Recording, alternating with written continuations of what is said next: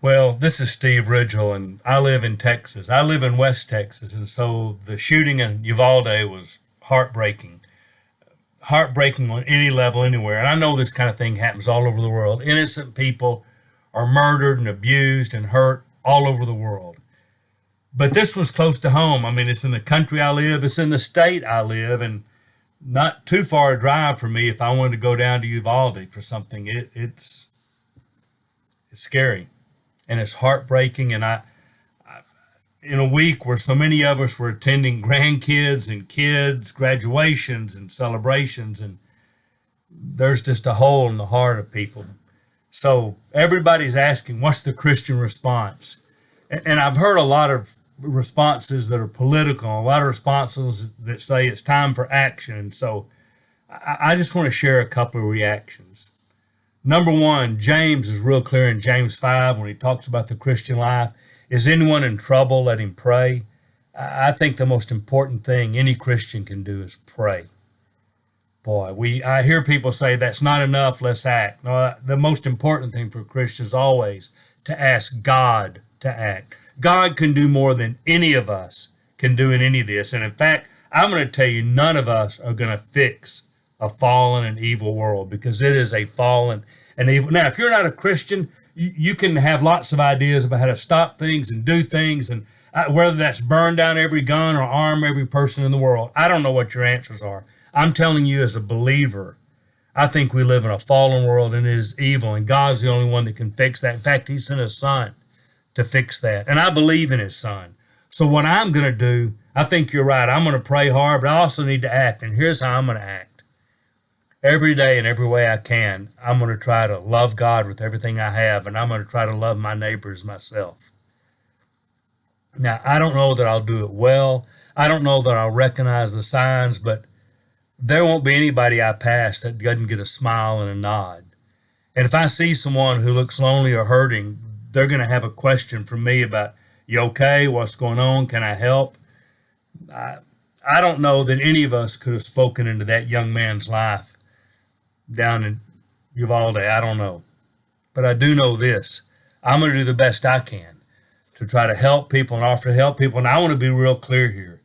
Everybody says, well, that doesn't do anything. Yes, it does. But I'm also going to tell you there's some risk there. And the risk is two things. Number one, if you encounter somebody who really needs help and you say, what can I do? That may consume a lot of your time and a lot of your energy and some money and a lot of your life. And I'm going to tell you, it's risky if you want to teach your kids to do that. If you want to tell your kids, you reach out to the lonely and you stand up for the bullied and you stand up for what's right, there are going to be people who are going to despise you for that or abuse you, or maybe it doesn't help them. Maybe they turn on you. Maybe your child puts their life at risk. But you know what?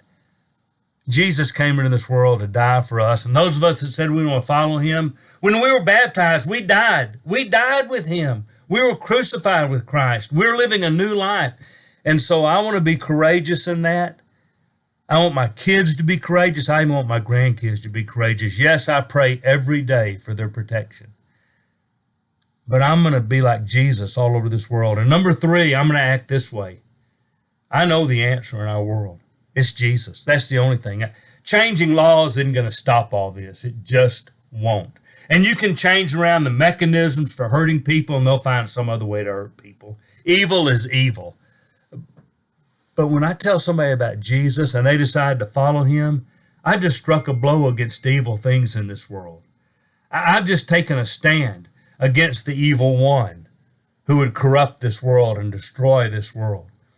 If people follow Jesus, they're not going to be perfect and they're going to make mistakes, but generally they are going to get better and they are going to be better people, because our call as Christians is number one, love God, and number two, love others. So when I make a Christian, I have made this world a better place. So I'm going to talk about Jesus to everyone I can. And this is a great time. I've already had lots of conversations with believers, but some with non-believers about what do you think about what's going on and what do we do? And it gives me a chance to say, here's where I think the answer is to a fallen world.